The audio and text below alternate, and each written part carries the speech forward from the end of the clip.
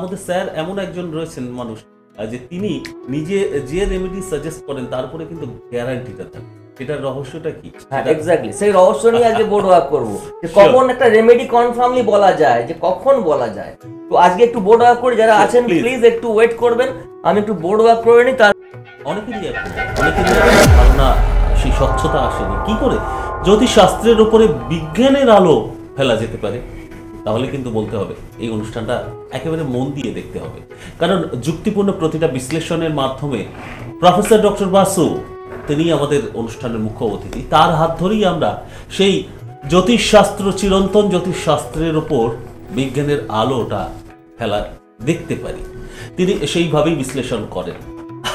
তার সম্পর্কে কোনো কিছু নতুন কথা বলার অবকাশ নেই, কারণ রেগুলার ভিউয়ার্স দিনের পর দিন বেড়ে চলেছেন এবং আপনারা জানেন।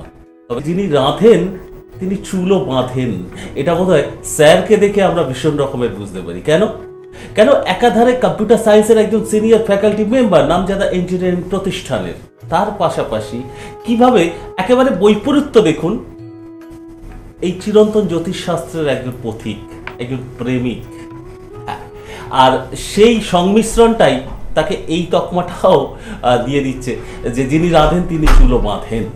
সত্যিকারে প্র্যাকটিক্যালি তিনি সেই কাজটি করে চলেছেন। আর বিভিন্ন স্বীকৃতি, সেটা ISO 9001 2015 মতো বিশেষ স্বীকৃতি এবং দেশ বিদেশের বিভিন্ন স্বীকৃতি, সে কথা তো বারে বারে জানান দেয় যে তার পারদর্শিতা, তিনি কিভাবে কাজ করে চলেছেন সেই জ্যোতিষশাস্ত্রকে নিয়ে।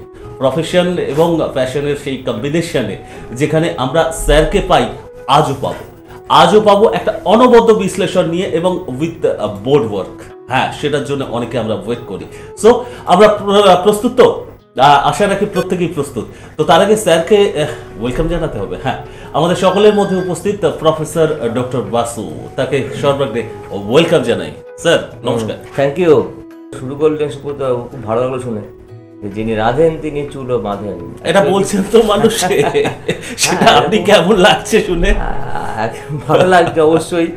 আসলে কি জানেন তো, যেটা আমি দেখেছি বহুদিন ধরে অ্যাস্ট্রোলজিতে এই পেশার সঙ্গে, মানে আমার আপনারা জানেন কম্পিউটার সায়েন্স ইঞ্জিনিয়ারিং, আমি একজন ফ্যাকাল্টি একটি ইঞ্জিনিয়ারিং কলেজে পড়াতে ভালোবাসি, একাডেমিতে থাকতে ভালোবাসি এবং আমার সেই ফিল্ডে আমি রিসার্চ করি। তার সাথে সাথে আমার ছোটোবেলা থেকে ইন্টারেস্ট অ্যাস্ট্রোলজি, সে নিয়ে পড়াশোনা করা, তারপরে বিভিন্ন ডিগ্রিগুলো আসতে থাকে অটোমেটিক্যালি বিভিন্ন স্বীকৃত ইউনিভার্সিটি, রাইট, স্বীকৃত ইউনিভার্সিটি, এটা মাথায় রাখতে হবে।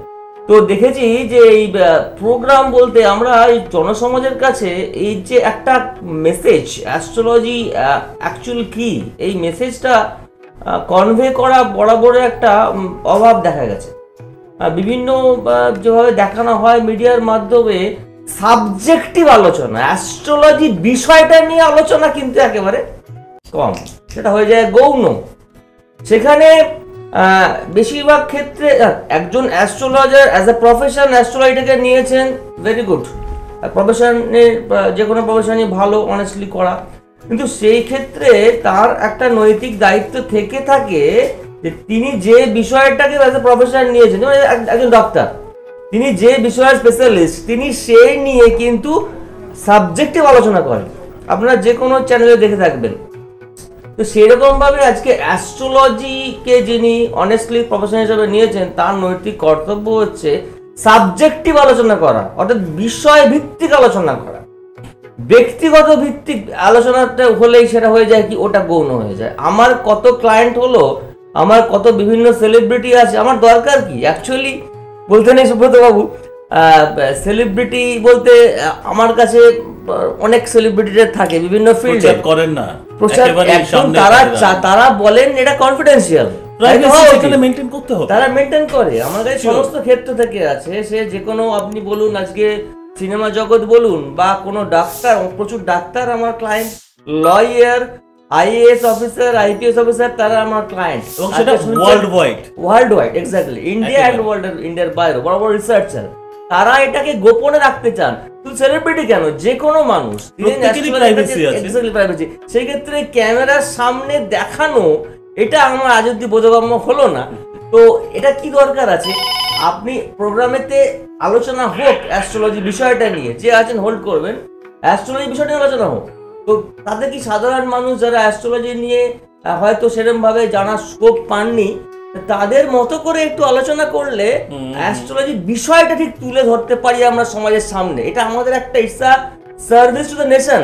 সত্যি কথা বলতে কি স্যার, আমি একটা ছোট্ট সংযোজন করতে চাইবো এখানে। আমাদের অনেকেরই ভ্রান্ত ধারণা আছে, আমাদের খুব সহজে আমাদের এই প্র্যাকটিক্যাল লাইফে জ্যোতিষশাস্ত্র এবং আপনাদের মতো এক্সপার্ট যারা জ্যোতিষশাস্ত্র নিয়ে কাজ করছেন তাদের সম্পর্কে খুব নেগেটিভ ধারণা আছে কারো কারো, যে এটা এটা একটা লোক ঠকানোর কাজ, এর মধ্যে কোনো ভিত্তি নেই, এবং অনেকে তো কুসংস্কারাচ্ছন্ন বিষয়টাও আখ্যা দেন। কিন্তু সেখানে তফাৎটা কোথায়, সেখানে লজিকটা কোথায় লুকিয়ে রয়েছে, ক্লারিটির সঙ্গে প্রত্যেকের কাছে কিন্তু সেই মেসেজটা পৌঁছানো দরকার, তবে তো তারা বুঝবেন, জানবেন। যে কোনো সাবজেক্টে জেনে কমেন্ট করাটা খুব ভালো, কিন্তু না জেনে এই ক্ষেত্রে সেইটা হচ্ছে এক্স্যাক্টলি, একদম মানে ইউ আর অ্যাবসলিউটলি রাইট। এই যে বললেন যে যারা কাজ করছেন, কাজ মানে শুধু কিন্তু ক্লায়েন্ট দেখা নয়, কাজ মানে যদি শাস্ত্র নিয়ে রিসার্চ করা। আমি একজন একাডেমিশিয়ান, আমি যেমন ছাত্র পড়ানো, ইঞ্জিনিয়ারিং কলেজে আমি ছাত্র পড়াই, তেমনি আমার কম্পিউটার সায়েন্সের পার্টিকুলার একটা ফিল্ড নিয়ে রিসার্চও আমার একটা কাজ। সেরকম ভাবে জ্যোতিষশাস্ত্র নিয়ে কাজ মানে শুধু আমি আমার ব্যবসায়িক স্বার্থের উদ্দেশ্যে আমি আমার ক্লায়েন্ট দেখে গেলাম, বাট আমার নিজেকে আপডেট করলাম না, বা আমার জানাটা ভ্রান্ত কিনা আমি জানলাম না, আমি কনফারেন্স অ্যাটেন্ড করলাম না, আমি রিসার্চ করলাম না, পেপার পাবলিশ করলাম না, তো তাহলে কিন্তু এটা একটা জায়গাতে ওর জন্য অপব্যাখ্যা হয়ে যায়। সেক্ষেত্রে মানুষের একটা কারণ বলতে পারেন, সাধারণ মানুষের দোষও দেওয়া যায় না, সবকিছুর পিছনে একটা কারণ লুকিয়ে থাকে, তো এইটা একটা কারণ। তো আজকে ধরুন আপনি জানেন, প্রত্যেকেই জানেন যে আমার কাছে এলে কাউকে কিছু বলতে হয় না, আমি বলি আপনি চুপ করে বসে থাকবেন, I will be telling you everything for your past, present and future, জীবনের মেজর ইভেন্ট গুলো। তার জন্য লাইফ টাইম প্রেডিকশন বলি, অ্যান্ড লাইফ টাইম তার রেমিডিও লাইফ টাইম হয়ে যায়। এখন তো দশা অনুযায়ী অনেকে স্টোন চেঞ্জ করে, যাই হোক, তো একেবারে ভুল। তো এই জিনিসগুলো কখন হয়, যখন কিনা আমার সাবজেক্টের উপর দখলটা আছে, ভালো লাগে, ভালোবেসে আমি এই প্রফেশনে আছি, তবেই কিন্তু জ্যোতিষশাস্ত্র সম্বন্ধে আলোচনা এবং তার ব্যাখ্যাটা সঠিক বিজ্ঞানের আলোয় দেওয়া উচিত। তার কারণ এটা পুরোপুরি বিজ্ঞান। আজকে আমি একটু বোর্ড ওয়ার্ক করবো একটা বিষয় নিয়ে, কেউ ফোনে আছে, তার আগে ফোনে যিনি আছেন অ্যাটেন্ড করে নেব। ছোট্ট সংযোজন এইভাবে করে যে স্যারের নামের আগে যে ডক্টর কথাটা লেখা থাকে, সেটা কিন্তু সম্পূর্ণ গবেষণামূলক একটা পিএইচডি করার পরবর্তী সময় স্বীকৃতি, যার জন্য তিনি ডক্টরেট সেই শিরোপাটা পেয়েছেন। স্বীকৃত ইউনিভার্সিটি থেকে, ইউজিসি অ্যাপ্রুভ ডিপার্টমেন্ট থেকে কিন্তু পিএইচডি দিলে সেটাকে গ্রাহ্য করা হয় একেবারে। তো সেরকম ভারতবর্ষে খুব কম আছে, আমি বলে দিই এই মুহূর্তে 6টা ইউনিভার্সিটি আছে, তারা ছাড়া পিএইচডি দেওয়ার অধিকার কারণ নেই। বাদ বাকি যারা লিখছেন তারা সম্পূর্ণ তাদের দায় এটা, বা সেটা কিন্তু কতটা কি, যাই হোক, আমি সাধারণ মানুষ সেটা বুঝবেন, জানবেন, সেটা অবশ্যই সবই খোলা বইয়ের মতোই, সেটা আপনারা রিড করতে পারলেই বোধহয় প্রকৃত নির্যাসটা জ্যোতিষশাস্ত্রে, এবং যারা জেনুইনলি এডুকেটেড পার্সনরা কাজ করে চলেছেন তাদেরকেও চিনতে পারবেন আর কি। সো অনুষ্ঠান শুরু হতে না হতেই ফোনের বন্যা বয়ে যায়। প্রথমেই ওয়েট করছেন, অলমোস্ট প্রায় 5 মিনিট এখানে ওয়েট করছেন। থ্যাংক ইউ সো মাচ, আপনাকে ওয়েলকাম জানাই। কে আছেন বলবেন প্লিজ। হ্যাঁ, কোথা থেকে বলছেন? আমি বেলঘরিয়া থেকে বলছি। বলুন, আপনি কার সম্পর্কে জানবেন? আমি আমার ছেলের সম্পর্কে জানতে। ওকে, আপনার ছেলের ডেট অফ বার্থটা আগে বলুন। 1995 সাল 17 ফেব্রুয়ারি 7:03 সকাল 7:03। 17 ফেব্রুয়ারি 1995 সকাল 7:03 কোথায় জন্ম হয়েছে? বালিতে। বালি। 17 ফেব্রুয়ারি। আর ও 17 ফেব্রুয়ারি 17th অফ, মানে এটা হচ্ছে শুক্রবার, তাই তো? হ্যাঁ হ্যাঁ হ্যাঁ। ওকে। স্যারের অনুষ্ঠান রেগুলারলি দেখেন কি? হ্যাঁ হ্যাঁ, রেগুলারলি দেখি। এবার রোববারটা আমার ছুটি থাকে, তো রোববারটা একটু মানে সময়টা বেশি পাই। যদি কখনো মিস করে যান, এটা সকলের উদ্দেশ্যে জানিয়ে রাখা, ইউটিউবে গিয়ে সার্চ করে কিন্তু, বা স্যারের ওয়েবসাইট যেটা www.profbasu.in, সেখানেও সরাসরি ভিজিট করে সমস্ত এপিসোডগুলো দেখে নিতে। ওকে, সো এবার প্রেডিক্ট। আচ্ছা, হ্যাঁ বলুন, কি প্রশ্ন? পড়াশোনা বিষয়ে, পড়াশোনা নিয়ে প্রশ্ন শুনতে পাচ্ছেন, রেসপন্স করুন ফার্স্ট। এক্স্যাক্টলি, আপনি বলতে হলো না, সেটা স্যারই বলছেন। একটু যারা ফোন অ্যাটেন্ড করছেন রেসপন্সটা ফার্স্ট করবেন, কারণ অনেকে ফোনে ওয়েট করেন, তো চেষ্টা করা যতটা সম্ভব তাদের। আচ্ছা, একটু বলে নি, আপনার ছেলের কিন্তু শরীর স্বাস্থ্য সম্বন্ধে সচেতন থাকবেন। আমি দেখতে পাচ্ছি লগ্নেতে D1-এ সান অ্যান্ড স্যাটার্নের একটা যোগ আছে, যোগটা ভালো না, একসঙ্গে বসে আছে সান অ্যান্ড স্যাটার্ন, বুঝতে পেরেছেন? আর এছাড়া বলি ভেনাসের জায়গাটা 4th 5th। আপনার ছেলের কিন্তু মাধ্যমিক অবধি রেজাল্ট এখন কি পড়ছে আপনার ছেলে? এখন গ্রাজুয়েট হয়েছে। তো আমি কিন্তু বলবো হায়ার স্টাডি মানে আপ টু গ্রাজুয়েট এবং মাস্টার্সের জায়গাটা কিন্তু একটুখানি রেমেডি ভালো না নিলে রেজাল্ট করা প্রবলেম আছে, বুঝতে পেরেছেন? 5th হাউস থেকে আমরা মাস্টার্সের জায়গাটা দেখি, 5th হাউসের যে আমার লর্ড তার অবস্থা কিন্তু খুব একটা ভালো নয় চার্টেতে, এবং 5th এ মঙ্গল বসে আছে, মঙ্গল কুম্ভ লগ্নের সাপেক্ষে ভালো গ্রহ নয়, বুঝতে পেরেছেন? তো এখন সেই জায়গাটা করে না ইমপ্রুভ করলে হবে না। এবং নবাংশে বুধ আছে এবং তার যে নবাংশের জায়গা থেকে মোটামুটি ভাব চাটেও একই অবস্থা আছে। এই জায়গায় কিন্তু রেমেডি না নিলে কিন্তু আপনার ছেলের higher study up to masters করার প্রবলেম আছে, পিএইচডি ছেলেকে করাতে যাবেন না। আর কিন্তু ছেলের চাকরির জীবনটা কিন্তু একটু উন্নতি হবে, যে কারণে মাস্টার্সের জায়গাটা উন্নতি হবে, সেই একই রেমেডিতে চাকরির জায়গাটা উন্নতি হবে, বুঝতে পেরেছেন? সুতরাং রেমেডি না নিলে কিন্তু কর্মজীবনে প্রবলেম আছে। মানে এখন তো চাকরি মানে অ্যাপ্লিকেশন করতে কিন্তু কোনো মতেই হচ্ছে আমি তো এইমাত্র বললাম চাকরির জায়গাটা সমস্যা আছে। প্রথম কথা, যদি বার্থ চার্টেতে প্রবলেম থাকে বিভিন্ন চার্টেতে, সেক্ষেত্রে একটা জন্মকালীন সমস্যা, এটা শুধরে নিয়ে উচিত আমাদের, যদি শোধরানো যায় আপনার ছেলের ক্ষেত্রে রেকটিফাই করা যাবে সেই জায়গাটা। কিন্তু এখন বলবো আপনার ছেলেকে সময়টা কিন্তু ফেভারে নেই, বুঝতে পেরেছেন? সময়টাও কিন্তু ফেভারে নেই। মঙ্গল এবং রাহু সবে শেষ করে মঙ্গল এবং বৃহস্পতি কিন্তু ঢুকেছে, বৃহস্পতি কিন্তু বাধক গ্রহ কুম্ভ লগ্নের জন্য, বুঝতে পেরেছেন? সুতরাং 2018 অবধি কিন্তু প্রবলেম আছে, তারপরও মঙ্গল এবং শনি আসছে, সুতরাং 2019 অবধি সময় কিন্তু একেবারেই ভালো নেই। চুপ করে বসে থাকতে লাভ নেই, তার জন্য ঠিকঠাক রেমেডি নিলে এর মধ্যেও আপনার ছেলে কিন্তু চাকরির যোগাযোগ হবে।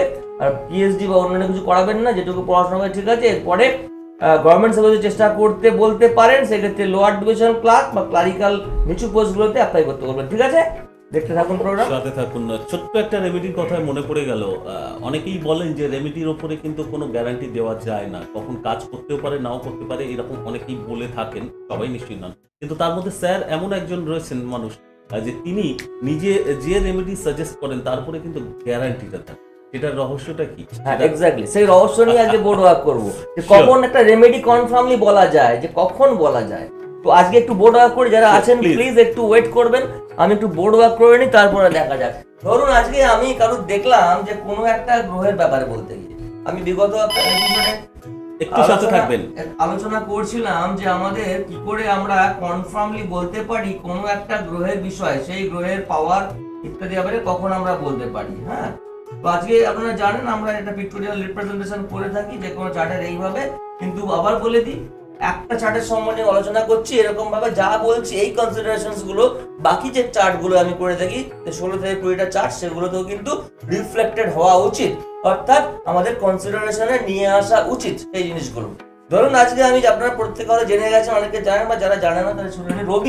রবি বলতে গিয়ে আমরা জেনারেলি জেনে থাকি যে রবি এই জায়গাটা তুঙ্গ, রবি মেষেতে তুঙ্গ, এই জায়গাতে রবি তুঙ্গ। এখন প্রশ্ন হচ্ছে রবি যে এই জায়গায় তুঙ্গ, তাহলে কি আমি বলতে পারবো এই জায়গায় রবি যা ভাব লগ্ন সাপেক্ষে যে কোনো ভাব, আমি একটু চোখ বন্ধ করে যে কোনো একটা জায়গাতে পয়েন্টটা ফিক্স করছি, সেই লগ্নটাকে আমি ধরে নেবো লগ্ন। ধরুন আজকে আমি এই লগ্নটা করছি এইখানে, তাহলে আজকে এইটা যদি লগ্ন হয় তাহলে 4th ভাব হচ্ছে আমার এই জায়গাটা, মেষ হচ্ছে তার 4th ভাব, 1 2 3 4 4th ভাব। এখন 4th এ তার রবি তুঙ্গ, তাহলে এবারে আমি মানে 4th জায়গাটা কি ইন্ডিকেট করে? বন্ধুর জায়গাটা ইন্ডিকেট করে, মাতৃস্থান ইন্ডিকেট করে, আমাদের প্রপার্টি, যে প্রপার্টিটা আমরা নিজে with the help of our own effort, কারোর সাহায্য ছাড়াই নিজেরা করতে পারবো, সেই জায়গাটা আমাদের 4th হাউস ইন্ডিকেট করে। 2nd হাউসটা আমরা যে প্রপার্টিটা ইনহেরিট করবো সেটা ইন্ডিকেট করে, এই জায়গাগুলো ইন্ডিকেট করে। এছাড়াও আমাদের মাধ্যমিক অবধি পড়াশোনা কেমন হবে সেটা ইন্ডিকেট করে। D1 এর কথা বলছি। এছাড়া কিন্তু এইগুলো দেখার জন্য আলাদা আলাদা চার্ট আছে, যেমন এই প্রপার্টির জায়গায় তাহলে D4 দেখতে হবে, আলাদা একটা চার্ট D1 এর সাথে থাকে। আজকে 4th এ রবি তুঙ্গ আমরা দেখতে পাচ্ছি, এখানে মেষে রবি তুঙ্গ। এখন তুঙ্গ কি পুরো 30 ডিগ্রি? আপনারা জানেন একটা রাশি 30 ডিগ্রি কভার করে। এখন এই 30 ডিগ্রি পুরোটাই কি তুঙ্গস্থ স্থান বা সেরকম ইকুয়ালি আমাদের ফল দেবে? তারা আজকে রবি তুঙ্গ বলে এইখানে স্টপ হয়ে যান, তারা কিন্তু রবির কতটা পাওয়ার লাগবে বা লাগবে না সেই ব্যাপারে কখনোই সিদ্ধান্ত নেওয়া যাবে না বর্গ বিভাজন ছাড়া। বর্গ বিভাজন বলতে প্রত্যেকটার ক্ষেত্রে আমরা জানি সাফিক্স অনুযায়ী আলাদা চার্ট হয়। D9 9 সাফিক্স বা নবাংশ বলি, D3 রেক্টান। D10 এটা আমার অনলি ফর কাজের জন্য একটা এরকম চার্ট, দশমাংশ বলা আসে না। আমি D3 দিয়ে আজকে এক্সাম্পল দিচ্ছি। D3 রেক্টান। রেক্টান মানে আমরা কি জানি? রেক্টান মানে আমরা জানি একটা রাশিকে এই সাফিক্স অনুযায়ী সাফিক্স 3, তাহলে 30 ডিগ্রিকে আমি 3 দিয়ে ডিভাইড করলে 10 ডিগ্রি ইকুয়াল ভাগ পাই। আমি একটু পিক্টোরিয়ালি মানে কনসেপচুয়ালি ভাগ করছি 3 ভাগে, তাহলে 1 2 3 প্রত্যেকটা ভাগ পাচ্ছে, স্লাইস পাচ্ছে 10 ডিগ্রি করে। এখন এই D1 এ যদি অ্যাসেট ধরুন D1 এ রবি এখানে বসে আছে, তাহলে D1 এ রবি যদি 0 থেকে 10 ডিগ্রির মধ্যে থাকে, D1 এ রবি যদি 0 থেকে 10 ডিগ্রির মধ্যে থাকে, তাহলে তার রেক্টান্ডে চার্টটা হবে। রেক্টান্ডে চার্টটা হবে, আমি ছোট করে দেখাচ্ছি এখানে যাতে তাকে দেখা যায়, আপনাদের ভিজিবল হয় টিভি স্ক্রিনে। আশা করি ভিজিবল হচ্ছে, তাই তো? ঠিক আছে। তো সেইখানে রেক্টান্ডে যদি D3 আমরা বলি, D3 মানে আমরা 3 দিয়ে ডিভাইড করেছি, তাহলে এইখানে রেক্টানে রবি কোথায় অবস্থান করছে দেখতে হবে। আদৌ কি রেক্টানে রবি আর তুঙ্গস্থ জায়গাটায় আছে না নেই? রেক্টান মানে কি? যে চার্টটা আমাদের মেন্টাল স্ট্রেংথ দেখায়, আমাদের কিরম ধরনের আমরা মানসিকতা, কতটা আমাদের অ্যাটিটিউড টুয়ার্ডস আওয়ার প্রফেশন বলুন, টুয়ার্ডস আওয়ার স্টাডি বলুন, towards our family, leading our family life বলুন, এটা রেক্টান কিন্তু আমাদের খুব ভালো করে বোঝা যায়। আমার পিএইচডি একটা কাজেতেও রেক্টান নিয়ে আমি কাজ করেছিলাম, সেখানে দেখেছিলাম রেক্টান ছাড়া একজন মানুষের মানসিকতাই বোঝা যায় না, এবং সে কিরকম ক্যারেক্টার, তার ক্যারেক্টারের মধ্যে কতটা ফাঁক আছে বা কতটা তার রিজিড ক্যারেক্টার সেটা রেক্টান থেকে কিন্তু প্রকাশ পায়, এটা জানা খুব দরকার হয়। তো রেক্টানে দেখুন এখানে আমাদের কিন্তু 0 থেকে 10 ডিগ্রির মধ্যে থাকলে সেক্ষেত্রে সান কিন্তু ওখানেই থাকবে, সানও কিন্তু এখানে আমাদের তুঙ্গস্থই থাকবে রেক্টানে। বা যদি 10 থেকে 20 ডিগ্রির মধ্যে থাকে, তাহলে দ্বিতীয় রেক্টানে আসবে রবি। দ্বিতীয় রেক্টান মানে 1 5 9। এই ক্যালকুলেশনটা আগে বলেছিলাম যে আমাদের 360 কে আমরা 3 দিয়ে ভাগ করি, তাহলে 1 কত করে আসছে? 120 ডিগ্রি করে। 120 ডিগ্রি মানে এরকম যদি আমরা একটা এরকম ইকুইল্যাটারাল ট্রায়াঙ্গেল পাই, তাহলে এটা যদি 1 হয়, এটা হবে 5 এন্ড এটা তার সঙ্গে হবে 9। এই যে পয়েন্টগুলো 9 হচ্ছে, তাহলে 5 হচ্ছে, এর 5th এর জায়গাটা হচ্ছে দ্বিতীয় রেক্টান। মানে রেক্টানে রবি কিন্তু তখন চলে আসবে এইখানে, অর্থাৎ রবি কিন্তু আর D1 এর মতন একই জায়গায় থাকবে না, তুঙ্গস্থ থাকবে না, রবি সক্ষেত্রে থাকছে। তাহলে যদি দেখা যায় যে এই জাতকের রবিকে আমাকে ইমপ্রুভ করতে হবে, পাওয়ার আপ করতে হবে, তাহলে কিন্তু পাওয়ার আপ করতে হবে। 0 থেকে 10 ডিগ্রির মধ্যে থাকলে যথেষ্ট পাওয়ার আছে তার কিন্তু আর কোনো রকম চুনি বা অন্য কোনো রকম স্টোন চলবে না। এই ক্ষেত্রে পাওয়ার আপ করা দরকার হলে হতে পারে, সক্ষেত্রে থাকলেও দেখবো রবি কোন নক্ষত্রে আছে বা আদার চার্টে বা D10 কেমন আছে। সেক্ষেত্রে বলবো এর কিন্তু এই D1 এ 10 ডিগ্রির মধ্যে থাকলে যেরকম মেন্টাল স্ট্রেংথ থাকতো, যদি 10 থেকে 20 ডিগ্রির মধ্যে থাকে অতটা মেন্টাল স্ট্রেংথ থাকবে না, রবি সক্ষেত্রে থাকলেও, যেহেতু দ্বিতীয় রেক্টানে আছে। আর যদি 20 থেকে 30 ডিগ্রির মধ্যে থাকে, তাহলে কিন্তু তৃতীয় রেক্টান অর্থাৎ 9th এ রবি শিফট করে যাবে। সেক্ষেত্রে D1 এ রবি যেখানে তুঙ্গ, সেখানে D3 এ দেখবো রবি কিন্তু চলে এসেছে আমাদের ধনুতে।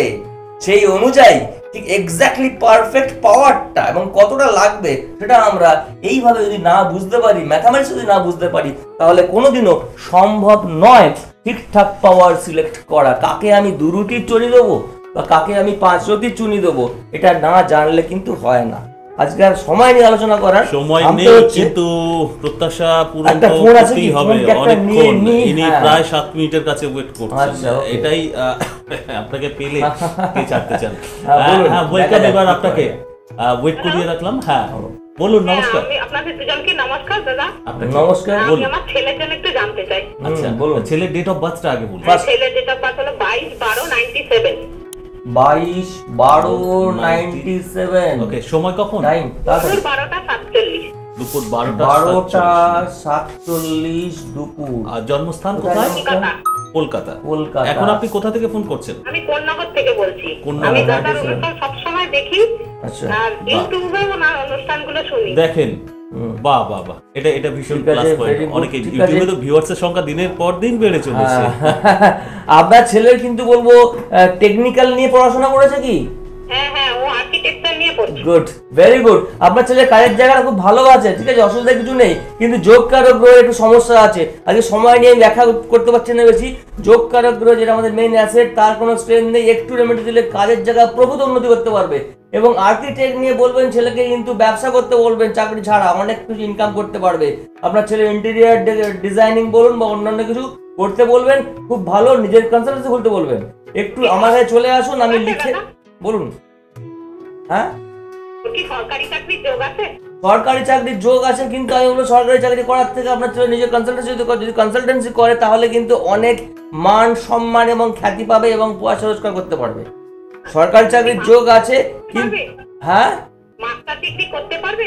মাস্টার ডিগ্রি করার জন্য ফিফথে দেখছি না, ছেড়ে দিন, কেন অনেক বাধা বিপত্তি আসবে।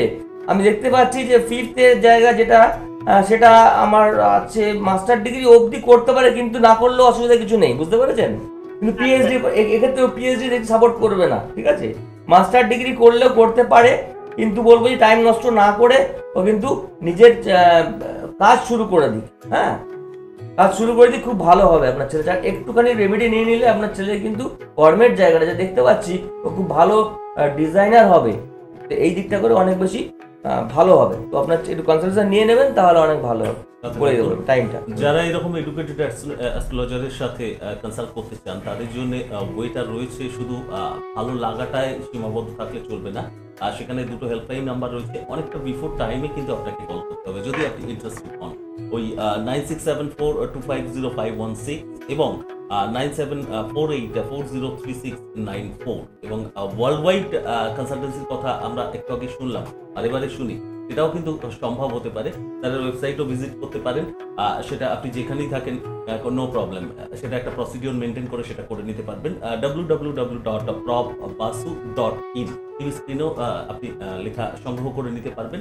আর তার আগে আপনাকে কিন্তু নামটা এনলিস্টেড করাতে হবে এবং কিছু প্রসিডিওর মেনটেন করতে হবে। সেটা স্যারের প্রসেস। স্যার ওই যে বলেন যে আমার কাছে এসে একের পর এক প্রশ্নটা করতে হয় না কেন, সেটা আরো একবার আপনি বুঝে যাবেন যে স্যার মিথ্যে বলছেন না ঠিক বলছেন, সেটা সরাসরি গেলেই বোধহয় আরো বেশি। কিন্তু স্যার এই জায়গাটা একটু ক্লারিফাই হওয়া দরকার যে বিফোর টাইমে কন্ট্যাক্ট করার কেন বলেন? কারণ হচ্ছে একজনের জন্য 1.5 ঘন্টার সময় আমি বাড়িতে সময় দিই, তার টাইম স্পেন্ড করি। কারণ ডিভিশনাল চার্ট এতগুলো করে তার life time prediction and life time remedy দেওয়ার আগে আমাকে যথেষ্ট সময় দিতে হয়। তো একজনের জন্য 1.5 ঘন্টা আমার সময় লাগে। এটা চেম্বারে এলে যারা আজকে দূর দূরান্ত থেকে আসছেন, তাহলে 24 ঘন্টা লেগে যাবে আমার চেম্বারে, সম্ভব না ওয়েট করে করে। তাদের ওয়েট না করতে হয় তাদেরকে বেশিক্ষণ, তাই প্রত্যেককে আগে থেকে অ্যাপয়েন্টমেন্ট নিয়ে আমাকে date of birth time place দিয়ে আমাকে করতে হয় 1.5 ঘন্টা। তারপরে চেম্বারে আসার পরে আমি প্রত্যেককে বুঝিয়ে দিই কেন হচ্ছে। অনেকেই এসেছেন বলছেন দেখুন আমার এ বলেছেন এইভাবে, ও বলেছেন ওইভাবে। যখন বলি কেন বলেছেন লিখে দিয়েছেন কি, আর দেখাতে পারেন না। তো অ্যাস্ট্রোলজিক্যাল রিজনটাও আমি লিখে দিই। পয়েন্ট টু বি নোটেড, আমি অ্যাস্ট্রোলজিক্যাল রিজনটাও কিন্তু লিখে দিলে ভেরি ভেরি ইম্পর্টেন্ট, ডকুমেন্টেড হয়ে যায়। একজন অ্যাস্ট্রোলজার যখন আপনাকে কিছু বলছে, সেটা লিখে দেওয়াটা তার কর্তব্য। তো এর জন্যই আমার সময় লাগে, এবং চেম্বারে এসে মিনিমাম 1/2 ঘন্টা থেকে 1 ঘন্টা আমি সময় দিয়ে থাকি মিনিমাম। আর যারা দূরে থাকেন, আসতে পারেন না, তারা কিন্তু অন ফোন বুকিং করতে পারেন, টাইম দিয়ে দেওয়া হয়, সেই অনুযায়ী আমি কনসালটেশন তাকে দেওয়া হয়। অসুবিধা কিছু নেই, টাইম ডিস্টেন্সটা ম্যাটার করে না। পৃথিবীর যে কোনো প্রান্ত থেকে আমার কাছে পৌঁছানো যাবে থ্রু টেলিফোনিক কনসালটেশন। সমস্ত কথা শেষে এই কথাটাই দাঁড়ালো যে সত্যিকারের যদি সেই বোধ বিবেচনাটা কাজ করে, আমরা কিন্তু বুঝে যাব, আমরা কিন্তু খুঁজে নেব প্রকৃত সেই এডুকেটেড অ্যাস্ট্রোলজি, সেই পার্সোনালিটিকে, যিনি শুধু ভুল কিছু তথ্য না, প্রকৃত যুক্তি সহকারে বিশ্লেষণে সেই জায়গাটা প্রস্তুত করেন এবং প্রোভাইড করেন, ডেফিনেটলি অ্যাপ্লাই তো করেনি, এবং যার জন্য তার রেমেডিয়াল প্রসেসের উপরে তিনি গ্যারান্টি শব্দটা লিখতে পারেন, এবং যার জন্য বোধহয় ওভারঅল আইএসওর মতো প্রতিষ্ঠান 9001, 2015 এই বিশেষ স্বীকৃতিও তাকে অন্যান্য বিশেষ স্বীকৃতির সাথে সাথে দেওয়া যেতে পারে। এটাই একজন মানুষকে তারাও চিনছেন, সাধারণ মানুষকে চিনছেন। আলটিমেটলি অ্যাস্ট্রোলজি এগিয়ে যাবে এইভাবে, সত্যিকারের বিজ্ঞানের আলো দিয়ে অ্যাস্ট্রোলজিকে দেখতে পারলে, ভ্রান্ত ধারণা সমস্ত কিছু সরিয়ে দিয়ে সেটা বোধহয় জয়লাভ হবে এবং ফলপ্রসূ হবে। তার জন্যই প্রফেসর ডক্টর বাসু আছেন, কাজ করে চলেছেন। আজকে আমরা থামবো, কারণ সময় শেষ। ডেফিনেটলি আগামীতে অবশ্যই দেখা হবে। ভালো থাকুন সবাই। নমস্কার।